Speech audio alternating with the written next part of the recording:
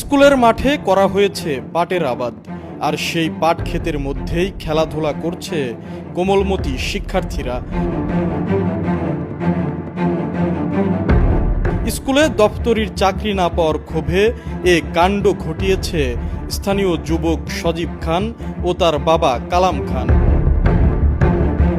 চাকরি দেওয়ার কথা এখন এই 2 দিন 3 দিন সময় নেয়, 1 মাস সময় নেয়, 2 মাস সময় নেয়, এইরকম করতে করতে 2 বছর হয়ে গেছে। এই সমস্যা ওই সমস্যা।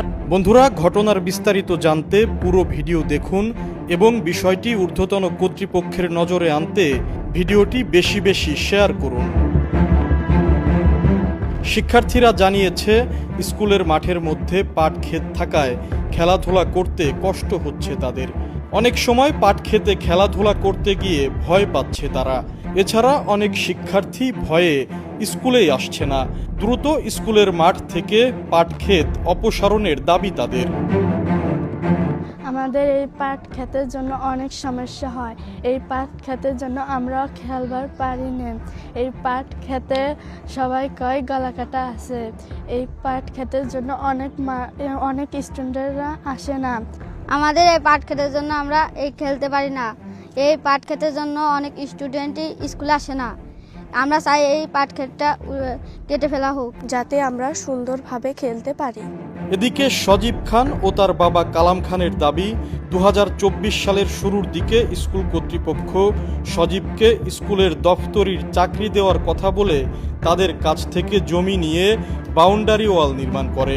তবে 2 বছর পেরিয়ে গেলেও এখনও সজীবকে চাকরি দেওয়া হয়নি, যে কারণে তারা তাদের জমিতে পাটের আবাদ করেছেন। যখন এই জমিটা নেয়, বাউন্ডারিটা করে, তখন বলছিল যে এখানে একটা দপ্তরির ফাঁকা আছে, এখানে কোনো নিয়োগ দেওয়া হয়নি, তাহলে তোমার আমি এই চাকরিটা দিয়ে দেব। তাইলে তোমাদের এই জমিটা আমরা বাউন্ডারি করব। এই জমিটা আমাদের এই জমিটা হইলে আমার বাউন্ডারিটা সোজা হয়। এর জন্য এই জমিটা আমাদের দরকার। আমরা আব্বু এই কথার উপর যে আমার চাকরি দপ্তরের একটা চাকরির কথার উপর এই জমিটা আর কি ছাড়ে দেয় যে আপনারা বাউন্ডারি করেন, আমার ছেলের চাকরির একটা ব্যবস্থা করে দেন। ওনারা বলছে আপনি আগে বাউন্ডারিটা শুরু করি, তারপরে আপনার ছেলের আমরা চাকরি দিয়ে দেবো। ওরা বাউন্ডারি করে গেছে, তারপরে চাকরি দেওয়ার কথা এখন এই 2 দিন 3 দিন সময় নেয়, 1 মাস সময় নেয়, 2 মাস সময় নেয়, এইরকম করতে করতে 2 বছর হয়ে গেছে। এই সমস্যা ওই সমস্যা, চাকরিও দেয় না, জমির একটা মীমাংসা করে দেয় না। আমরা বাধ্য হয়ে এরকমই চাষাবাদ করতেছি। তবে স্কুলের প্রধান শিক্ষকের দাবি, তৎকালীন এমপি জিল্লুল হাকিম কালাম খানের কাছ থেকে স্কুলের বাউন্ডারি ওয়াল নির্মাণ করার জন্য জমি নিয়ে দেন।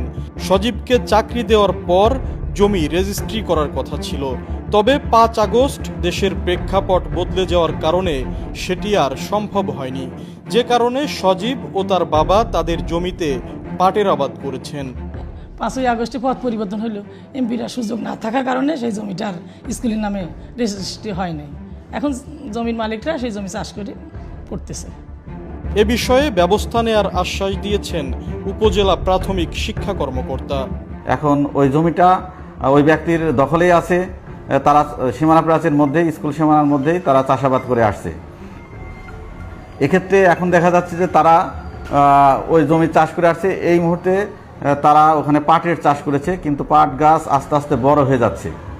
এক্ষেত্রে শিক্ষার্থীরা অনেকটা ঝুঁকির মধ্যে পড়ে যাচ্ছে। পাট বড় হলে হয়তো যে কোনো একটা অঘটন ঘটতে পারে। এজন্য অভিভাবকরা উদ্বিগ্ন।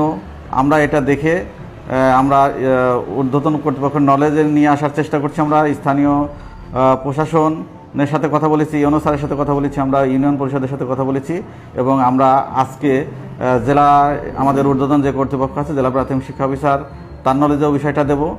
আমরা চাই যে একটা সমস্যা সমাধান হোক। চাঞ্চল্যকর এই ঘটনাটি ঘটেছে রাজবাড়ীর কালুখালী উপজেলার মুরারিখোলা সরকারি প্রাথমিক বিদ্যালয়ে। বন্ধুরা, ভিডিওটি বেশি বেশি শেয়ার করে ঊর্ধ্বতন কর্তৃপক্ষের নজরে আনুন, যাতে কোমলমতি শিক্ষার্থীরা তাদের বিদ্যালয়ের মাঠে খেলাধুলার মনোরম পরিবেশ ফিরে পায়। ধন্যবাদ সবাইকে।